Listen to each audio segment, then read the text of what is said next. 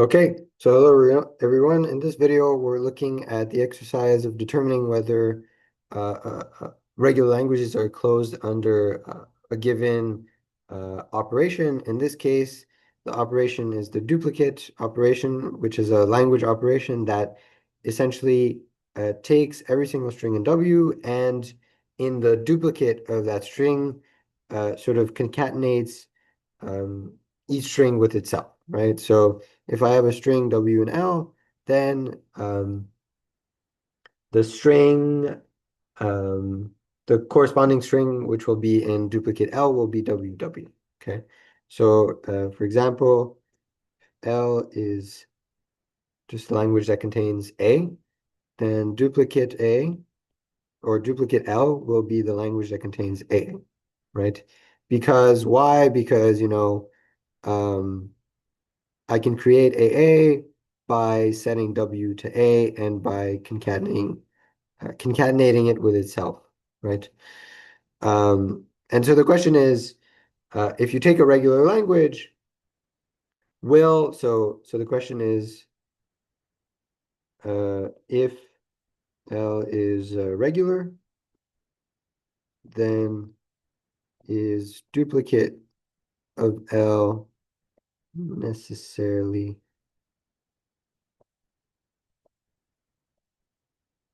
regular? So I mean, sometimes it will remain regular, right? So I have a finite language here.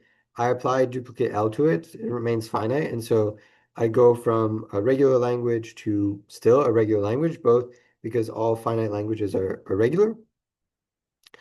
But the fact that you're like sort of duplicating strings here should maybe signal that this is unlikely to always remain regular because there's kind of some need to remember what the first half of the string was and then match it with the second half, right?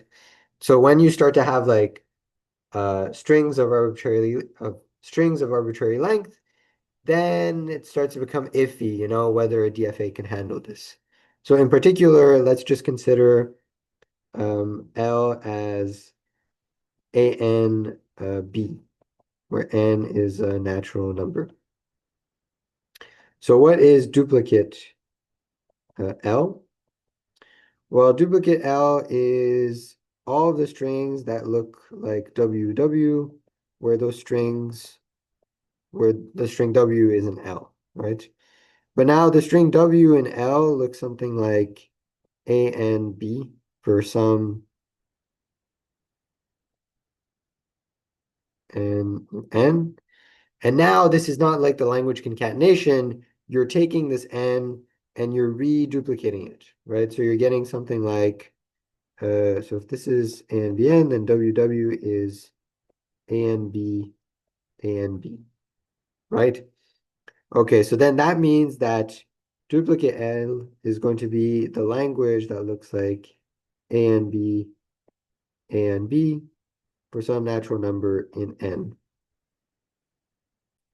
Okay, so this is kind of a problem, right? Because I have like this N reoccurring again here. So I can actually show, I'm not going to do it here, but uh, we can show that uh, this language here, let's call this L prime, is not regular using the pumping lemma, where one possible candidate string that we could use is something like APB, APB, where, when your opponent decomposes, well, the Y is going to be just a bunch of A's. So then if you pump up, then you might get AP plus T.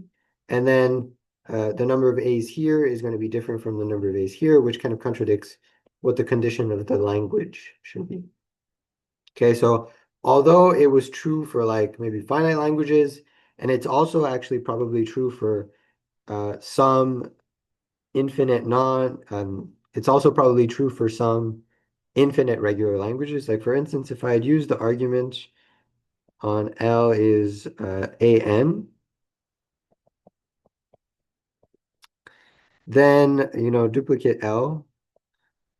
Well, that's just, taking AN and concatenating with AN, so you get A2N, right? So it's essentially strings of even length that are just A's, right?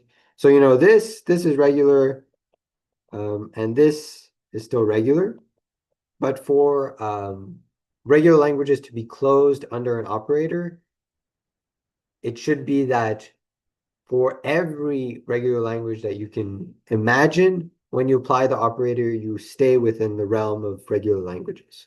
So even though this happened here and here, we found at least one counterexample. And so at least one counterexample is enough to sort of disprove the fact that um, languages are closed under the regular languages are closed under the duplicate operator. So that's how you would approach this question.